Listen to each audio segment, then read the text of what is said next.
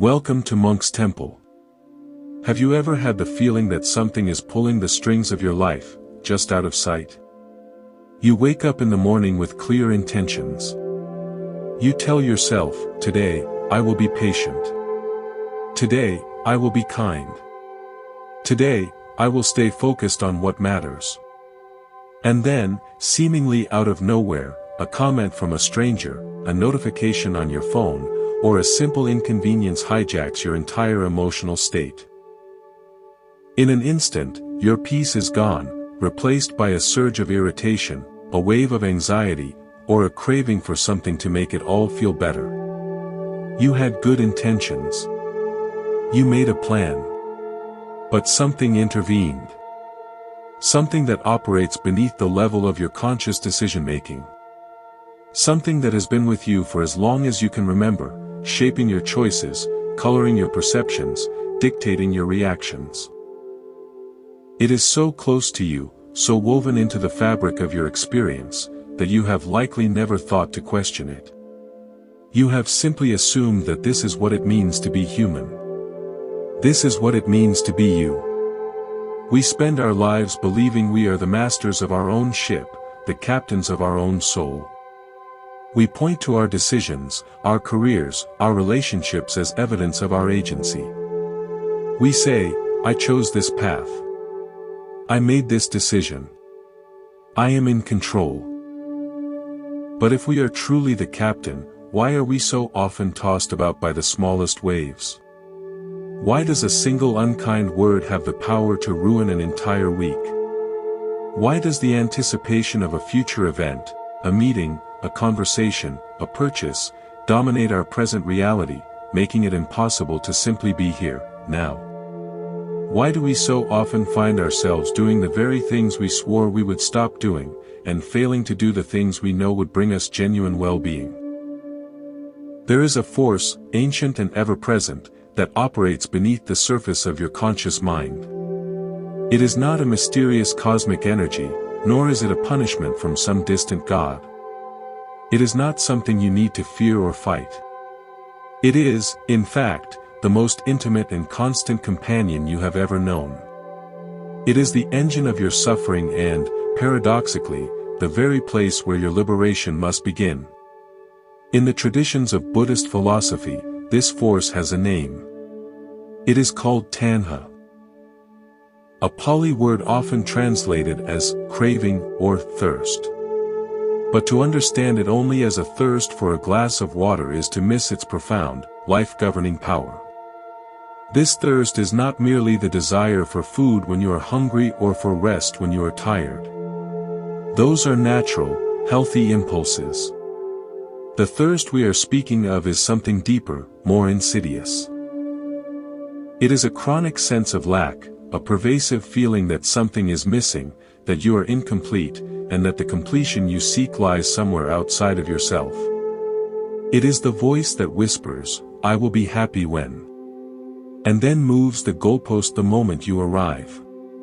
It is the restless energy that drives you to scroll through your phone when you have a moment of stillness, to eat when you are not hungry, to seek validation from people whose opinions you do not even respect.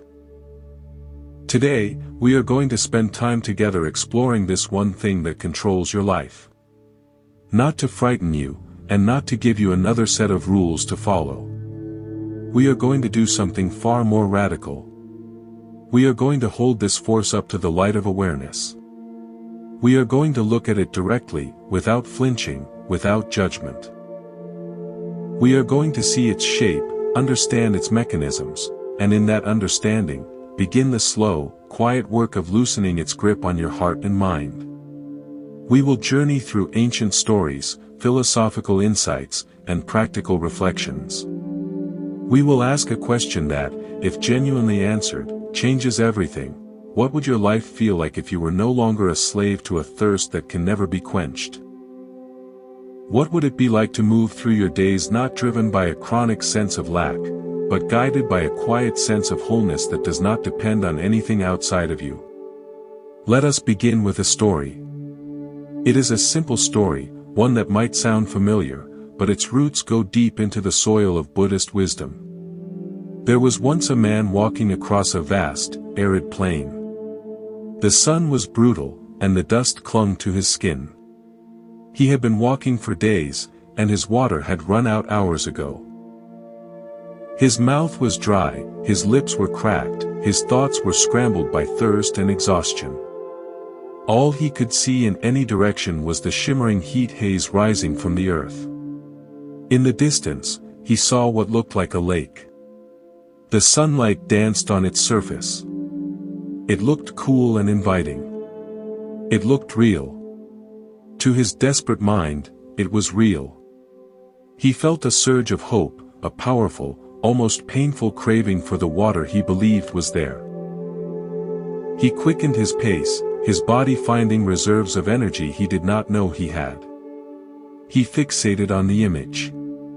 He imagined the coolness, the relief, the life-giving liquid sliding down his throat. He imagined how it would feel to be whole again, to be saved from the torment of his thirst. Every step was driven by the promise of that water. When he reached the spot, there was nothing. Only dry earth, cracked and barren. The lake had been a mirage, a trick of light and heat. The hope that had propelled him collapsed into a pit of despair and exhaustion deeper than before. He fell to his knees, weeping. His suffering was not caused by the absence of water alone. It was caused by the intensity of the craving for something that was never there. The mirage had controlled his steps, his thoughts, his energy. It had dictated his reality. And when it vanished, he was left with nothing but the exhaustion of the chase. We are that man. The mirages we chase are not always as obvious as a lake in a desert. They are the mirages of a future where we finally feel secure. The mirage of a relationship that will complete us. The mirage of a status or achievement that will silence the inner critic. The mirage of a pleasurable experience that will last forever. The mirage of a version of ourselves that we believe will finally be enough. And the tragedy is not that we chase these things, but that we believe the relief we seek lies in the thing, rather than in the cessation of the thirst itself. This is the first key insight. The one thing that controls your life is not the object of your desire. It is the mechanism of desire itself. It is the thirst. In the Buddhist tradition, the second noble truth, as taught by the historical Buddha, Siddhartha Gautama, is that the origin of suffering is this craving. But the Buddha was a brilliant pragmatist, not a pessimist. He was not saying that desire is inherently evil or that we must become emotionless stones. He was making a clinical observation about the mechanics of the human mind. He was pointing out a cause and effect relationship. If you touch a hot stove, you will be burned. The stove is not evil, it is simply hot. If you engage in the act of craving, you will experience suffering. Craving is not a sin. It is a mental habit that, by its very nature, creates dissatisfaction. Let us bring this into our daily lives. Think about the last time you were scrolling through your phone, looking for something to satisfy a vague sense of restlessness. You were not looking for a specific piece of information. You were looking for a hit. A notification. A new post. A spark. That restlessness is the thirst. The act of scrolling is the grasping. And the moment you put the phone down, if you pay close attention, there is often a lingering sense of emptiness, a subtle dissatisfaction that was not there before you picked it up. The object, the phone, the content, was the mirage. The thirst remains. This mechanism controls your life not in grand, dramatic gestures, but in the micro-movements of your mind, thousands of times a day. It controls your life when you are eating, and the first bite is bliss, but by the third, you are already thinking about the next bite or the next meal. It controls your life when you are in a conversation, and instead of listening, you are waiting for your turn to speak, eager to share your point, craving validation.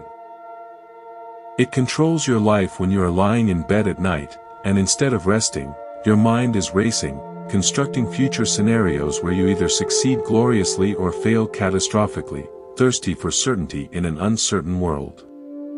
To see this clearly is the first step. And it requires a shift from being in the thirst to observing the thirst. It requires us to develop a quality of mind that the Buddha called sati, mindfulness. Not mindfulness as a trendy app or a way to relax, but mindfulness as a revolutionary act of paying attention. Let me share another story, one that illustrates the difference between being controlled by the mind and observing the mind. A young monk was struggling with his meditation. He would sit, and his mind would be flooded with thoughts of his home, his family, the life he had left behind.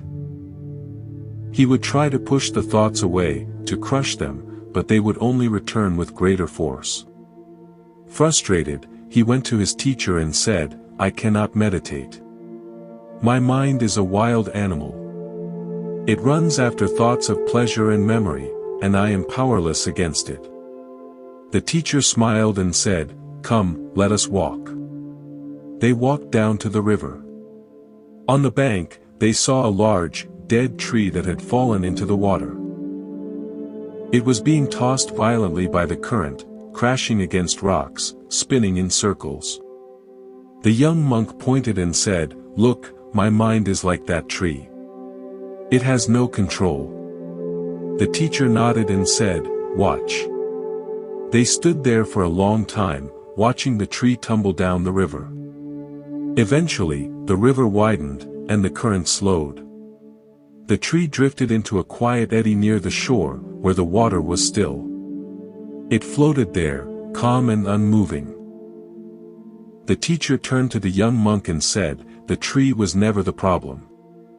The river was. Your mind is not the wild animal. The current of craving is. You have been trying to stop the tree while standing in the rapids. Come out of the water. Sit on the bank. Let the river flow. Let the tree pass. You do not have to fight it. You just have to stop being it." This is the heart of the practice. The one thing that controls your life is the current of craving. And you have spent your life as the tree, tossed and battered, believing you are the turmoil. The teaching of awareness is an invitation to become the bank. To find a place of stillness from which you can watch the current without being swept away. Now, we must be careful here. This is not about dissociation or emotional numbness. It is not about becoming a cold, detached observer of your own life. The bank is not separate from the river. The bank holds the river. It gives the river its shape. Similarly, awareness is not separate from your thoughts and feelings. It is the space that allows them to exist without being overwhelmed by them. It is a shift in identity from the content of your experience to the context of your experience. This shift does not require you to escape your life. It only requires you to pause, to breathe, and to remember that you are the one who is aware of the craving, not the craving itself. And in that remembering, the grip begins to loosen. Now that we understand craving as the current that sweeps us along, let us look at the different forms this thirst takes. In the Buddhist teachings, craving is described in 3 distinct flavors, each with its own subtle way of controlling our lives. The first is craving for sensory pleasure. This is the most obvious form. It is the pull towards pleasant sights, sounds, tastes, and sensations. There is nothing wrong with pleasure itself. The problem arises when we become addicted to it, when we believe our happiness depends on constantly experiencing the pleasant and avoiding the unpleasant. This creates a life of perpetual pursuit. We become like a person trying to quench thirst with salt water. The more we drink, the thirstier we become. Consider the story of a king who had everything. Fine foods, beautiful gardens, skilled musicians. Yet he was miserable. He would eat a feast and immediately crave the next. He would hear a symphony and, the moment it ended, feel emptiness. He summoned a wise sage and demanded, "Give me something that will make me happy." The sage gave him a simple wooden bowl and said, "For 1 month, eat and drink only from this bowl. No golden plates. No jeweled goblets." The king was offended but agreed. The first week was torture. But as days passed, something shifted. He began to notice the actual taste of food, the sensation of the wood in his hands. By the end of the month, the king had found a contentment he had never known. He realized that craving for endless variety had been a barrier to experiencing what was already there. The second form is craving for becoming. This is the desire for a different identity. It is the voice that says, "I wish I were richer. I wish I were more respected. I wish I were younger. I wish I were someone else." It is the constant reaching for a future version of ourselves that we believe will finally be enough. This craving hides under the guise of ambition. But it is fueled by dissatisfaction with who we are, right now. This keeps us on a hamster wheel. We get the promotion, and for a moment there is relief. But then the mind projects a new becoming. We find a partner, and soon we must become the perfect partner. The thirst for becoming ensures we are never at home in our own skin. A Zen story tells of a scholar who came to a master seeking enlightenment. Proud of his knowledge, he asked, "How long will it take?" The master said, 10 years.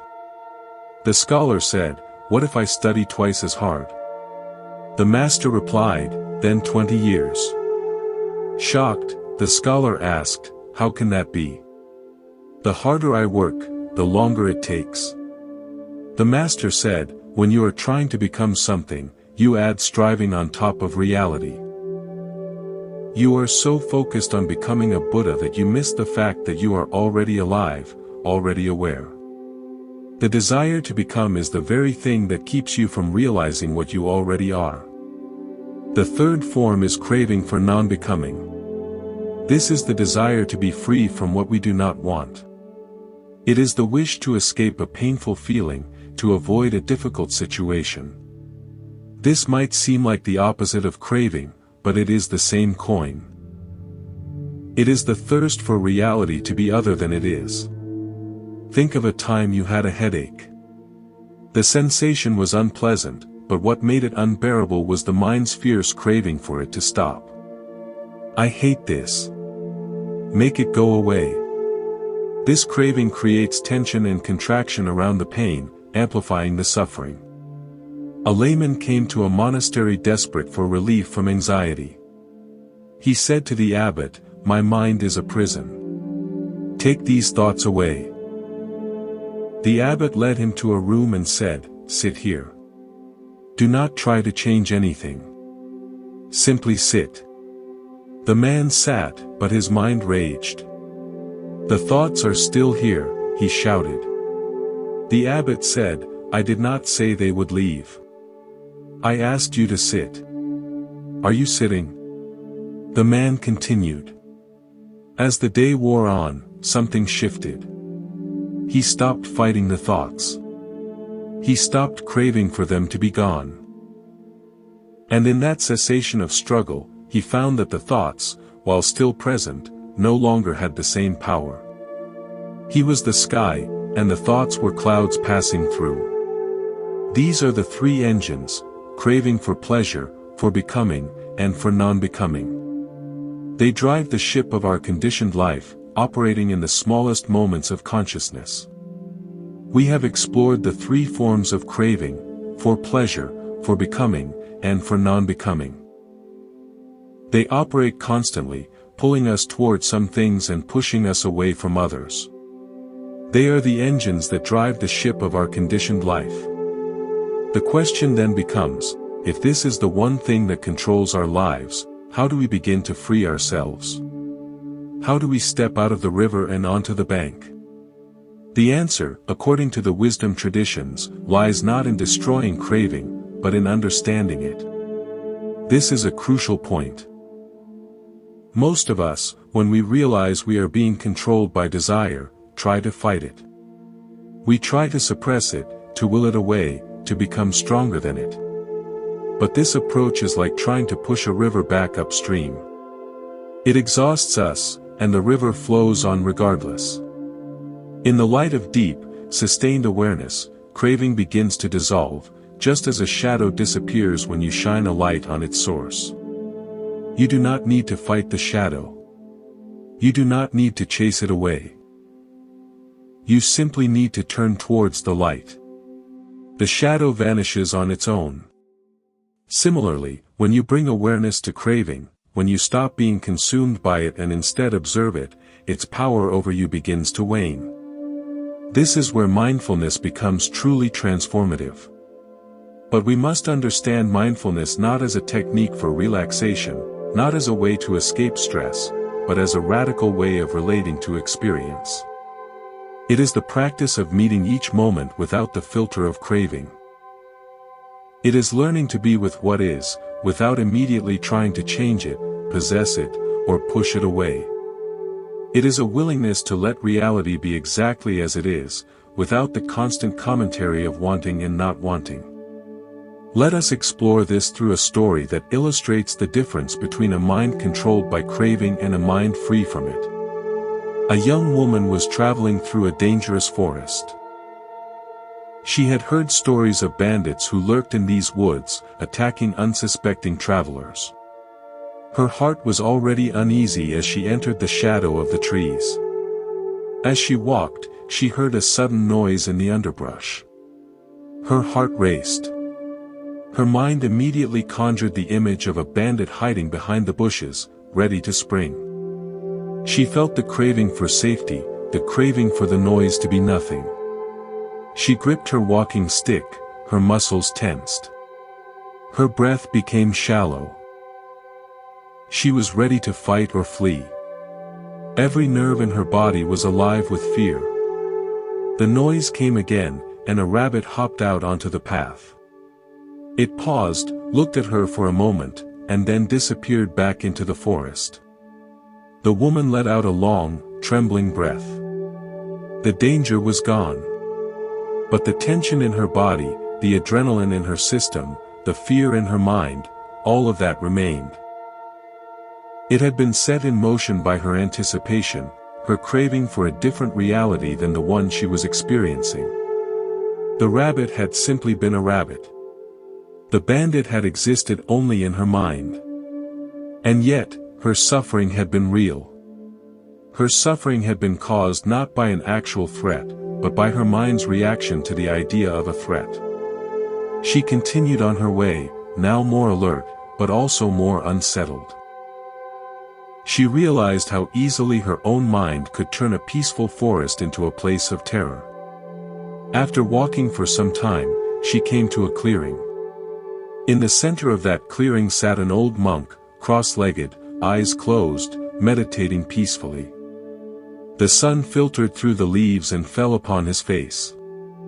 He seemed utterly at ease, as if he were sitting in a temple garden rather than a forest known for bandits. She was amazed. She approached cautiously and said, "Master, how can you sit here so calmly? This forest is full of bandits. Are you not afraid?" The monk opened his eyes slowly and smiled gently. His gaze was warm and clear. "At first, I was," he said. "When I first came to this forest, I heard every twig snap, every rustle of leaves, and I thought it was a bandit. My mind was filled with fear and craving for safety. I spent my days looking over my shoulder and my nights lying awake, listening. I was exhausted and miserable." He paused and looked out at the trees. "But then, one day, I realized something that changed everything. The bandits I was afraid of were not the men who might be in the forest. They were the bandits of my own mind. The craving for safety. The aversion to danger. The stories I told myself about what might happen. I was being robbed not by bandits with knives, but by my own thoughts. He turned back to the woman. So I sat down. I stopped running from these inner bandits. I stopped trying to hide from them or fight them. I simply let them be. I watched them arise and pass, arise and pass. I made peace with them. And when I stopped running from the bandits in my mind, I realized the bandits in the forest were no different. They, too, are just living beings, trapped in their own cravings. They are running from their own inner bandits. I have nothing to fear from them, because I have nothing they want, and they have nothing I need. The woman stood in silence, absorbing the monk's words. She realized that her own fear had not come from the forest at all. It had come from her mind's craving for safety in a world that offers no guarantees. The bandits she had been running from her entire life were not outside her. They were the thoughts, the desires, the aversions that had been chasing her since childhood. She sat down beside the monk.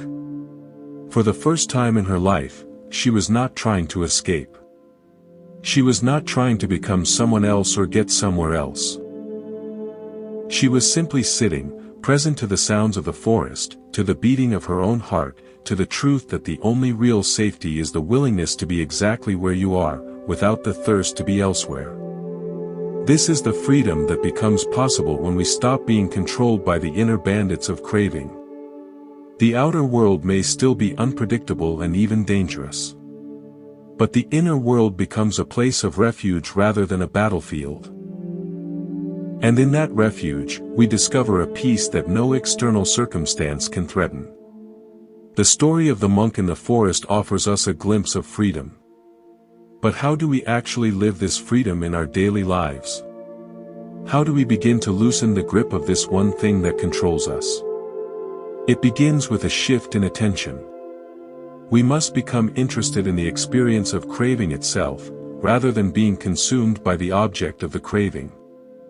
This is the practical heart of the path. It is a training. And like any training, it requires repetition. We have spent a lifetime strengthening the habit of being controlled by craving. Every time we act on an impulse, we reinforce the neural pathway.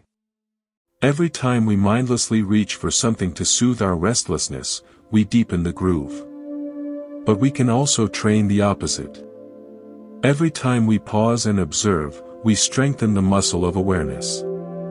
The next time you feel a strong desire for a piece of chocolate, for a new piece of clothing, for a reassuring text message, for someone to agree with you, pause. Instead of immediately acting on it, turn your attention away from the object and towards the sensation of craving in your body. Where do you feel it? Is it a tightness in the chest? A flutter in the stomach? A pressure in the jaw? A restlessness in the limbs? Simply feel it. Do not try to make it go away. Do not give in to it. Just let it be there. What you will discover, if you do this with patience, is that craving is a physical sensation with a certain texture and intensity.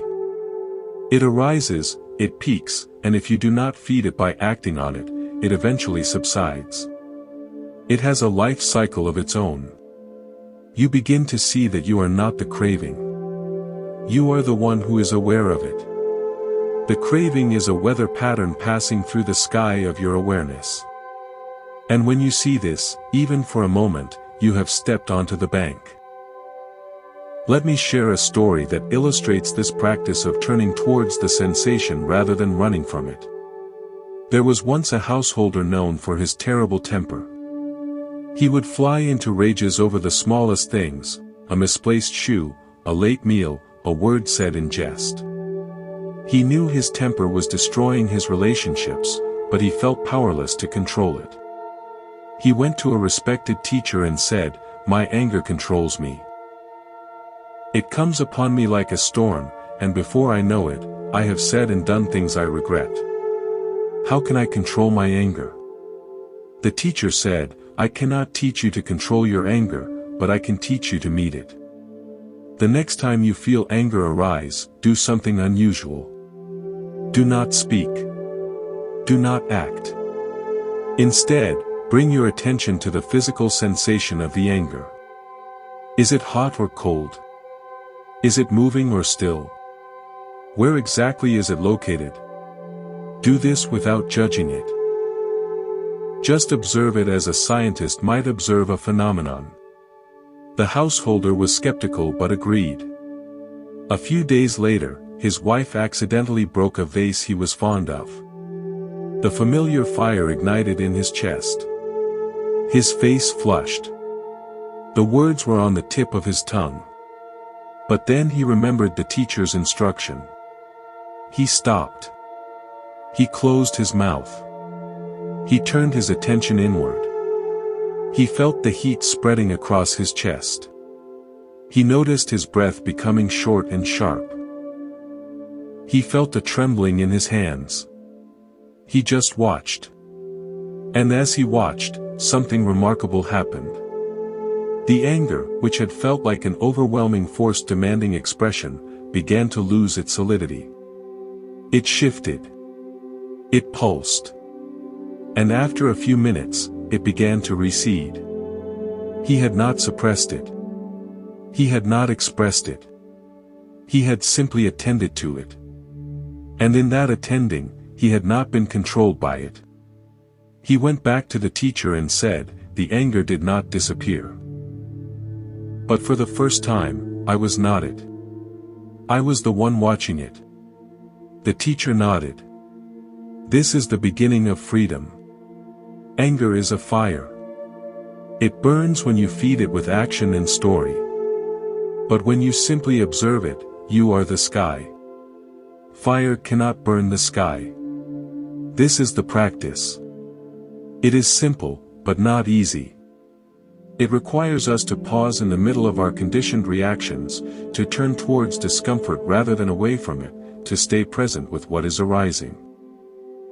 But with each moment of pausing, the grip of craving loosens. With each moment of observing, we become more familiar with our true nature as the awareness in which all things arise and pass. Now, we must address a common misunderstanding. Some people hear this teaching and think, so the goal is to have no desires? To become apathetic? To stop caring about anything? This is not the teaching. The goal is not to eliminate desire, but to transform our relationship to it. There is a profound difference between craving and what might be called wholesome intention. Understanding this difference is essential, because without it, the path to freedom can look like a path to numbness. Craving is a state of lack. It says, "I am incomplete, and I need this external thing to complete me." It is a grasping that comes from a sense of fundamental insufficiency. It whispers that you are not enough as you are, and that happiness is always one more purchase, one more achievement, one more relationship away. Craving is driven by a belief that relief lies in the next moment, in the next acquisition. And because that relief never arrives, the thirst only deepens. Wholesome intention, on the other hand, arises from a place of presence. It is not grasping but movement. It is the impulse to care for a child, to create something beautiful, to help a friend, to cultivate wisdom. This kind of intention is not a thirst. It is more like a natural flow from a full vessel rather than a desperate reach from an empty one. It does not create suffering because it is not attached to a specific outcome. It is an expression of who you are, not a frantic attempt to become who you are not. The Buddha himself, after his enlightenment, did not become a passive observer of life. He walked, he taught, he organized a community. He had intentions, purposes, a mission. But these were not born from craving. They were born from compassion and wisdom. He was like a person who, having crossed a river, helps others to cross. He is not thirsty for the other shore, he is already there. He is simply moved by the suffering of those still struggling in the water. His actions came from fullness, not emptiness. To help us understand this distinction in a tangible way, let us consider the story of a famous artist known for his exquisite pottery. He was approached by a wealthy merchant who offered him a vast sum of money to create a set of vases. The artist agreed. But as he began to work, his mind became consumed with thoughts of the money, the merchant's approval, the reputation that would come from such a prestigious commission. His hands trembled. His work became stiff and lifeless. The more he wanted the vases to be perfect, the further perfection slipped from his grasp. He was so attached to the outcome that he could no longer create. The craving had poisoned the very skill it was trying to use. Frustrated and ashamed, he went to a Zen master who lived nearby. He explained his predicament, expecting advice on technique or discipline. The master said nothing. He simply led the artist to a simple kiln at the back of the temple, far from the grandeur of the artist's own studio. He handed the artist a lump of ordinary clay and said, "Make a teacup.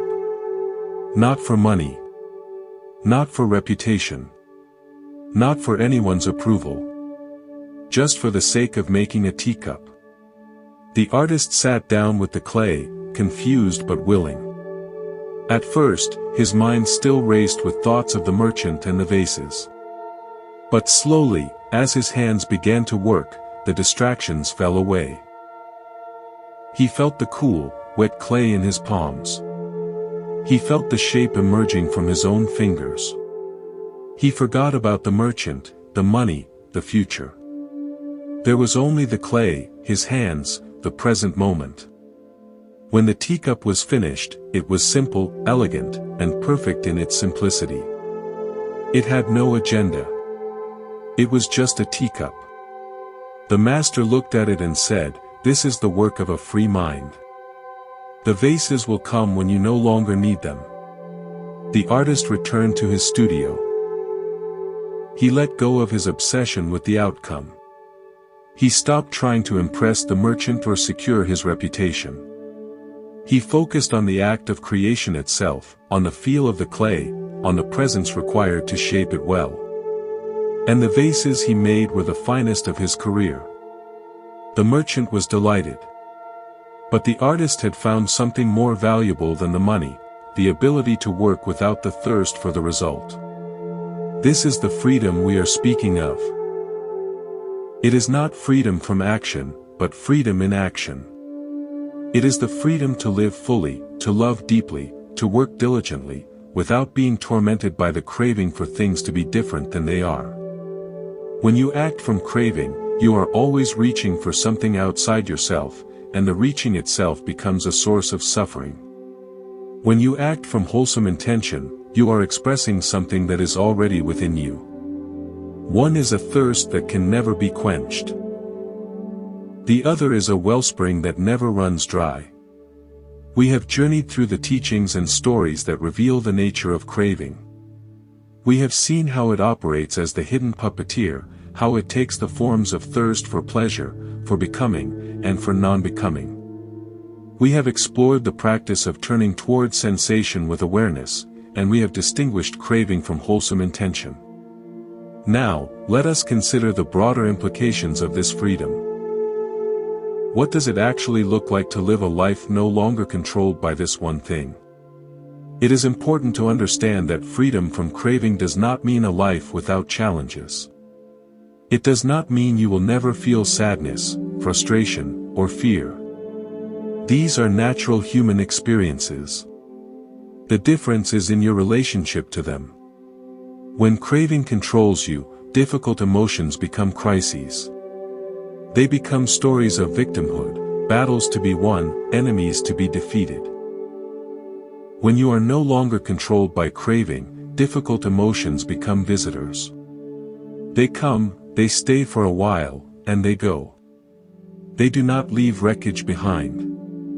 Imagine what it would feel like to go through your day not as a slave to a million tiny thirsts, but as a space in which all of life can arise and pass without leaving a trail of suffering. Consider your relationships. So much of the pain we experience in relationships comes from craving. We crave approval, so we shape ourselves into what we think others want, and then resent them for not seeing who we really are. We crave security, so we cling to partners, demanding that they never change, never leave, never disappoint us. We crave validation, so we interpret silence as rejection, a differing opinion as an attack. When craving loosens its grip, relationships transform. You can be with someone without needing them to be a certain way. You can listen without preparing your response. You can give without keeping score. You can disagree without needing to win. You can love without possessing. This does not mean you become indifferent. It means your love is no longer tangled with fear and expectation. It becomes purer, freer, more generous. Consider your work. So much of the exhaustion we feel in our careers comes not from the work itself, but from the craving that surrounds it. The craving for recognition. The craving for advancement. The craving for security. The craving to prove ourselves worthy. We work not because we are moved by the work, but because we are driven by the need for a future outcome. And that drive burns us out. When craving loosens its grip, work becomes different. You can engage fully in the task at hand because you are not constantly looking past it to the next rung of the ladder. You can do excellent work because your attention is on the work, not on the impression it will make. You can contribute without needing to be celebrated. You can collaborate without needing to control. This does not mean you become lazy or unmotivated.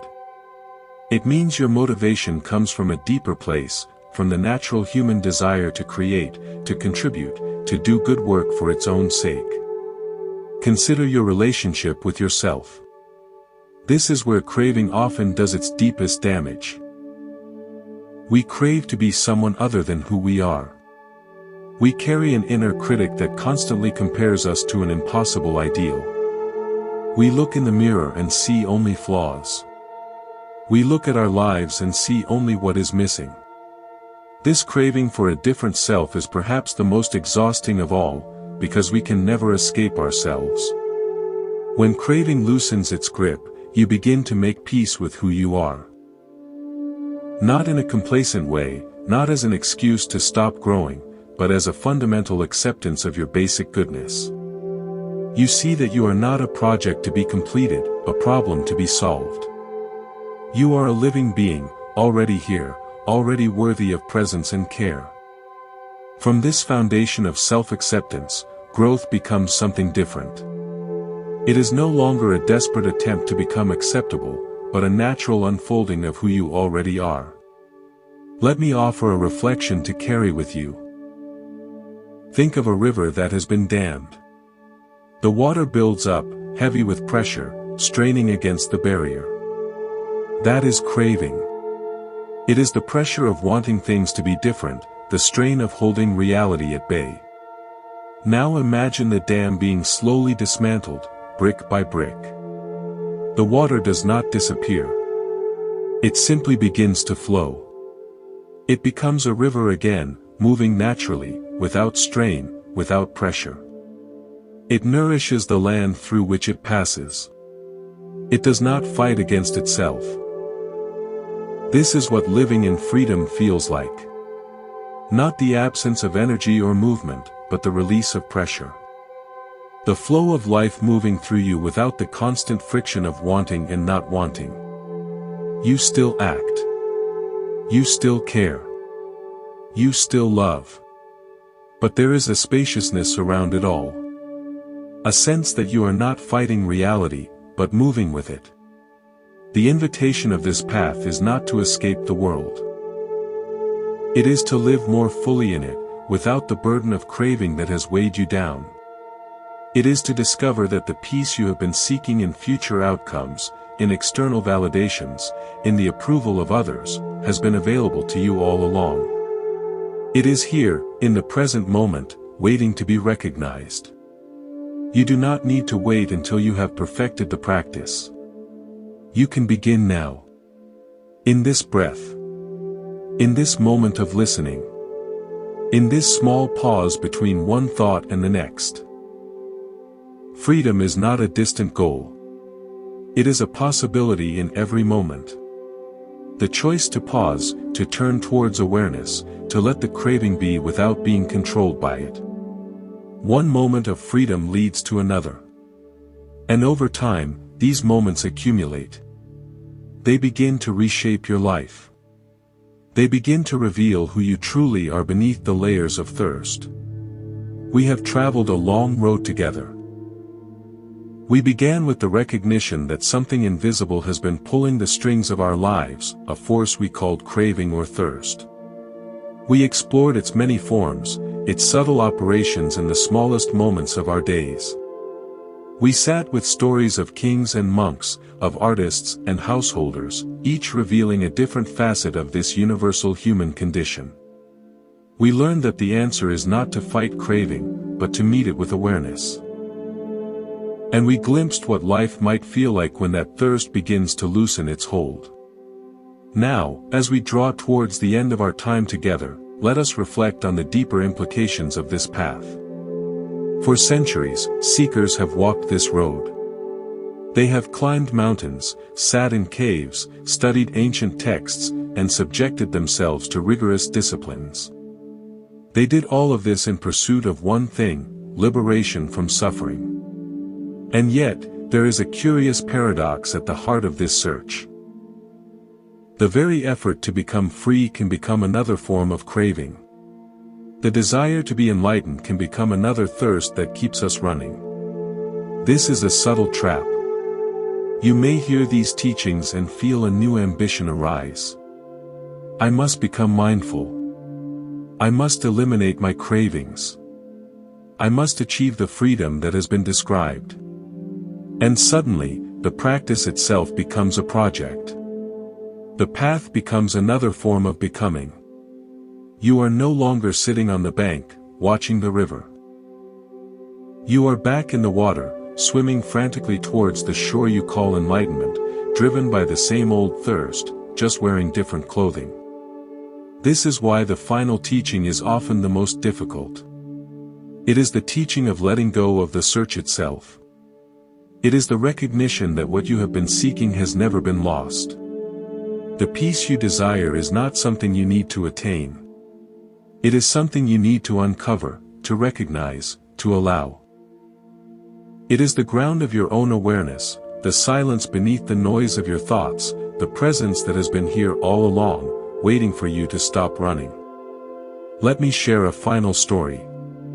It is a story about the end of a long search. There was once a seeker who had traveled the world. He had studied with masters in the mountains of Tibet, in the forests of Thailand, in the monasteries of Japan. He had memorized ancient sutras, practiced grueling meditations, and subjected himself to fasts and vigils.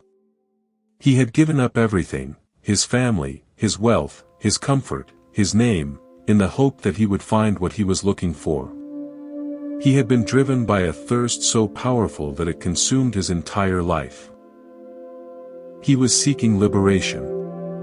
He was seeking an end to suffering. He was seeking the peace that the teachings promised.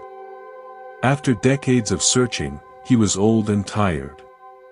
His body was worn. His hair had turned white. His bones ached. And despite all his efforts, he had not found what he sought. He had traveled to the farthest corners of the earth, but the suffering in his heart remained. He had studied with the greatest masters, but the restlessness in his mind had not ceased. One day, exhausted beyond words, he found himself walking through a forest. He had no destination. He had no teacher to visit, no text to study, no practice to perfect. He was simply walking because walking was all he had left. Eventually, he could go no further. His legs gave out, and he collapsed at the base of a large, old tree. He sat there, leaning against its trunk, too tired to move, too tired even to think. And in that moment, something shifted. He had spent his whole life trying to get rid of his suffering, and it was still here. He had tried to become enlightened, and he was not. He had tried to escape the pain of being human, and he could not. He had exhausted every strategy, every technique, every path. There was nothing left to try. No more mountains to climb. No more masters to consult. No more books to read. He simply sat, too weary to reach for anything, too depleted to push anything away. He looked at the tree under which he sat. He noticed the pattern of its bark, the way the light fell through its leaves. He felt the ground beneath him, solid and cool. He heard the wind moving through the branches. He felt his own breath, moving in and out without any effort on his part. He was not trying to be mindful. He was not trying to be present. He was simply too tired to be anywhere else. And in that moment of giving up, of no longer craving for enlightenment, of no longer craving for the absence of suffering, of no longer craving to become something other than what he was, something became clear. It was not a flash of light. It was not a dramatic vision. It was something far simpler, far quieter. He realized, in a way that was not intellectual but deeply embodied, that he had been searching for something he had never lost. The peace he had been seeking was not in some distant cave or in some future state of being. It was not in the words of a master or the pages of a sacred text. It was right here, in the simple act of sitting under a tree, fully present, without the thirst to be anywhere else. It had been here all along, hidden beneath the noise of his searching. His search had been the only thing standing between him and what he sought. The river of craving had been the only thing keeping him from seeing the shore he was already standing on. This is the paradox at the heart of the path. The one thing that controls your life is the thirst. And the end of that control comes not when you finally get what you are chasing, but when you stop chasing. When you sit down. When you let the river flow while you remain on the bank. When you recognize that you have been standing on the shore all along, looking out at the water, believing you were drowning. The seeker in our story had spent decades trying to get to the other shore. He had crossed oceans, climbed mountains, traversed deserts. And in the end, he discovered that the other shore was not a place to reach. It was a way of being. It was the willingness to be exactly where you are, without the thirst to be somewhere else. It was the simple, radical act of sitting under a tree and noticing that you are already home. We have come to the end of our journey together. We have explored the depths of craving, the mechanism that silently governs so much of our lives. We have sat with stories of mirages and rivers, of bandits and teacups, of seekers and masters. We have seen that the path to freedom does not lie in fighting our desires, but in understanding them, in meeting them with awareness, in learning to sit on the bank while the river of craving flows below. And we have glimpsed the profound truth that what we have been searching for has never been lost. Now, let us gather these threads into a final reflection. Let us consider what it means to live in the light of this understanding, not as a distant ideal, but as a living practice that you can begin in this very moment. The one thing that controls your life is the thirst. It is the ancient habit of reaching for something outside yourself to complete what you believe is missing. It is the voice that says, "I will be happy when," and then moves the goalpost the moment you arrive. It is the engine that has driven you through sleepless nights and restless days, through achievements that felt empty and relationships that felt like grasping.